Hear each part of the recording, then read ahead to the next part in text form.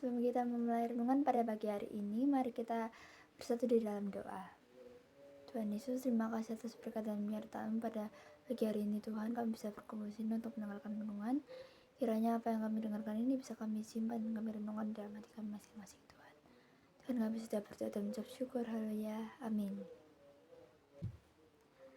Dan untuk judul renungan pada pagi hari ini yaitu hidupku berarti di mata Tuhan. Mari kita buka ayatnya sama-sama di Yeremia 29 ayat yang ke-11. Sebab aku ini mengetahui rancangan-rancangan apa yang ada padaku mengenai kamu. Demikianlah firman Tuhan, yaitu rancangan damai sejahtera dan bukan rancangan kecelakaan, untuk memberikan kepadamu hari yang penuh harapan. Amin. Kadang kita tuh merasa kosong, terus kita tuh mulai bertanya-tanya, apa sih tujuan hidup kita, terus aku ini sebenarnya siapa, apalagi kalau kita itu sering dibandingin sama orang lain.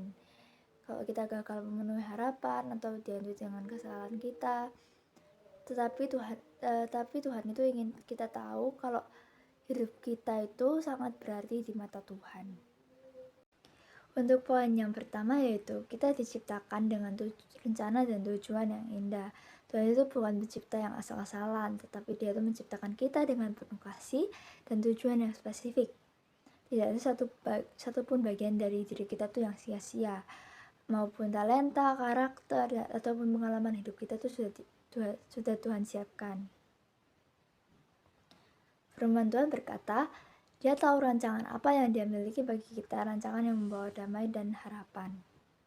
Lalu poin yang kedua yaitu, dunia mulai menghakimi, tetapi Tuhan itu melihat hati. Di zaman media sosial dan tekanan teman sebaik kita tuh sering banget dibandingin dan dikritik. Kadang kita merasa tidak cukup baik, kurang populer, ataupun gagal memenuhi standar orang lain.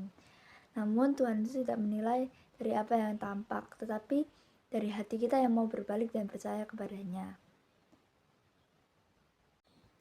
Lalu untuk poin yang ketiga yaitu masa lalu kita itu tidak menentukan masa depan kita. Kalau kita merasa masa lalu kita itu penuh dengan kesalahan, kegagalan, jangan kita putus asa. Tuhan tidak mengabaikan masa lalu kita. Justru Dia itu dapat memakai segala luka dan pengalaman itu menjadi kekuatan dan berkat. Lalu poin yang keempat yaitu hidup kita punya pengaruh yang lebih besar dari yang kita sangka. Mungkin kita tuh merasa hidup kita tuh biasa aja, tetapi percaya bahwa setiap tindakan baik kita, setiap perkataan kita, setiap doa kita itu bisa menjadi berkat bagi orang lain. Tuhan itu ingin kita memakai kita tuh sebagai garam dan terang di dunia ini. Dia tidak perlu menunggu menjadi besar dulu untuk berdampak. Mulai dari hal kecil kita tuh bisa melakukan dengan kasih, itu sudah berarti. Lalu poin yang kelima yaitu hidupmu berharga meski dunia mengatakan sebaliknya. Dunia mungkin bilang kamu gagal, jelek, tidak cukup baik, tapi Tuhan tuh bilang kita tuh berharga. Bahkan ketika kita sendiri merasa hidup kita tidak ada artinya, Tuhan tetap melihat kita tuh dengan mata kasih yang lembut. Lalu poin yang terakhir yaitu Tuhan mau gunakan hidup kita tuh sekarang juga.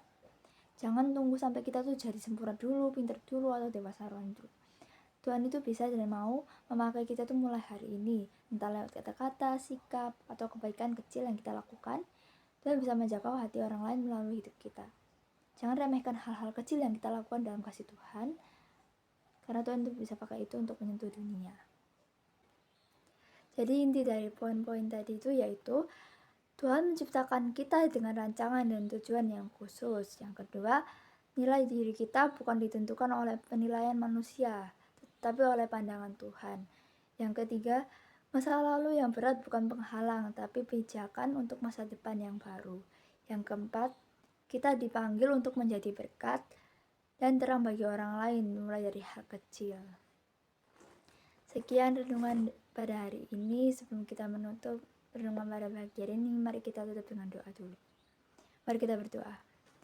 Tuhan Yesus, terima kasih atas berkat dan penyertaan-Mu pada pagi hari ini. Tuhan, kami sudah mendengarkan renungan. Kiranya Kau memberkati kami yang akan melanjutkan aktivitas pada pagi hari ini. Biarlah apa yang kami lakukan bisa dilancarkan dan tidak ada gangguan apapun, Tuhan.